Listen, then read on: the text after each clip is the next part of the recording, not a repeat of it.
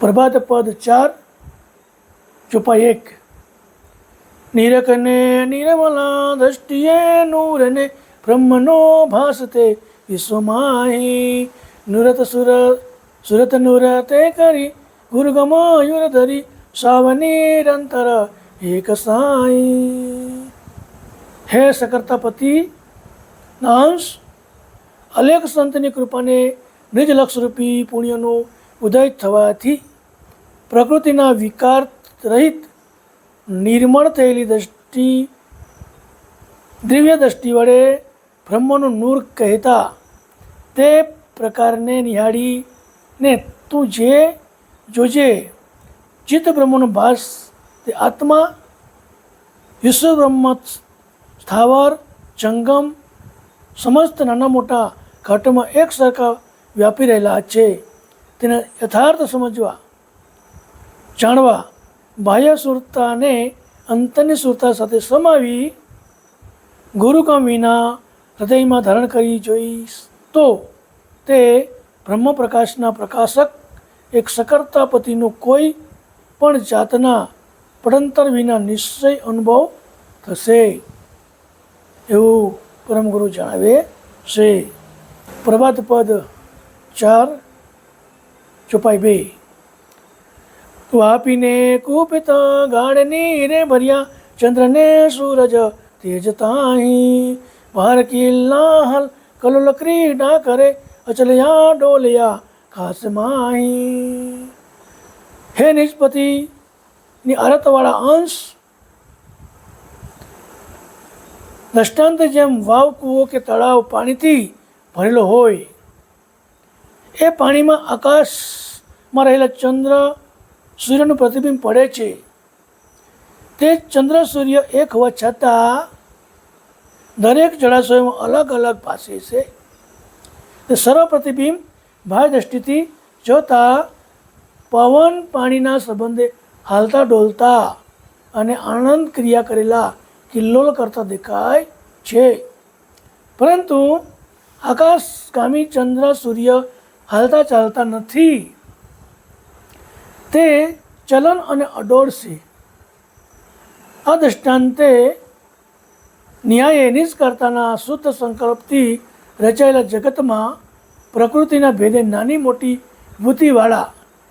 વિભૂતિવાળા ઘાટો રૂપી પાત્રોને વિશે રહેલા પ્રણવરૂપી પાણીમાં પરમપતિના જે અંશ તેના ચૈતન્ય ભાસરૂપી પ્રતિબિંબ પડેલું છે.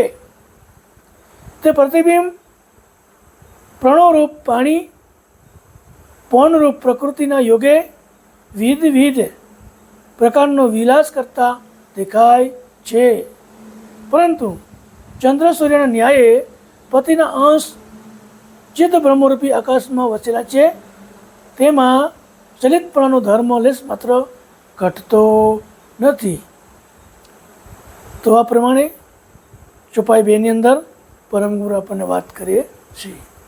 પ્રભાત પદ 4 ચોપાઈ 3 જીવને શિવ તે બાંધ્યા કરે મેં કરી ચૈતના એક તે વિશ્વમાહી વિધ વિગતે કરું જે જમે તેમ વરું ભિન્ન ભિન્ન ભેદ તે ભાતે માહી. હે અંશ, વેદના નિયમ અનુસાર ઉત્તમ ધર્મ આચરનારને શિવ તેમજ અશુભ કર્મ કરનારને જીવ એમ સારા નરસા કર્મની દૃષ્ટિએ જીવ શિવ ભિન્ન મનાય છે. વ્યષ્ટિ સમષ્ટિના સર્વ શરીરમાં એક જ સોહમ પ્રણવ વ્યાપી રહેલું છે. અનેક પ્રકારના ઘાટોની રચના વિગતવાર કેવલ કરતા એક ક્રિયાવૃત્તિ દ્વારા નૈયિક તત્વોના ભાગ પોખીને યોગ્યતા પ્રમાણે યુક્તિપૂર્વક કરી છે. જ્યાં જેવા ઘાટ ત્યાં તેવો રૂપ થઈને બ્રહ્મ રહેલું છે. આમ વિવેક દ્રષ્ટિએ વિચારપૂર્વક જોતા બ્રહ્મ અભેદ છે.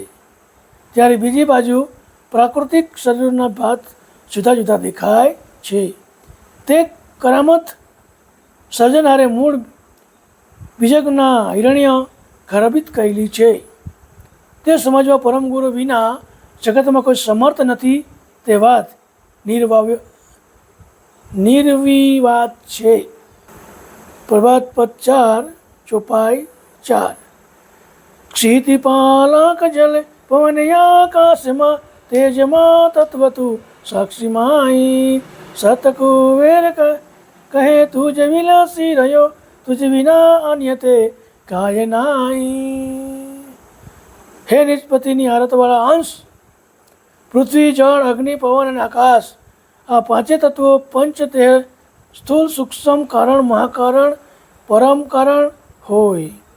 આ પંચ તત્વોના શરીરમાં બ્રહ્મનું અંશ ઓહંગ સોહંગ ઉલટ સુલટ રમણ કરી રહ્યા છે.